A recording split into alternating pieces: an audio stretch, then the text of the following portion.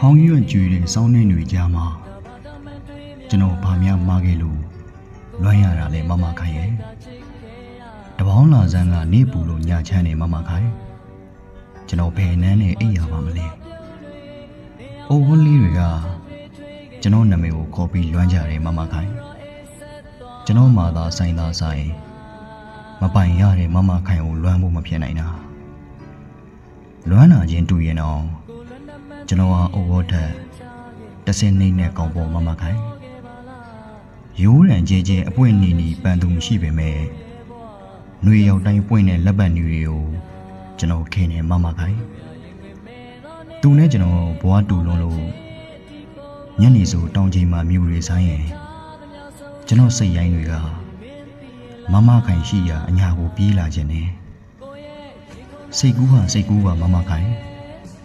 လက်တွေ့ဘဝမှာတော့ဖြစ်နိုင်မှုမလွယ်သေးပါဘူး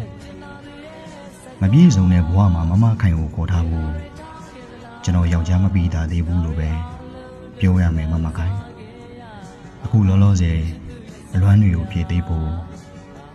မမခိုင်ကိုချစ်ကြောင်းကြပြထောင်တောင်းရေးမယ်မမခိုင်ကိုလွမ်းကြောင်းကြပြသိန်းတောင်းမကရေးမယ်လွမ်းလို့မတည်နိုင်ပေမဲ့တည်လောက်အောင်တော့လွမ်းနေမမခိုင်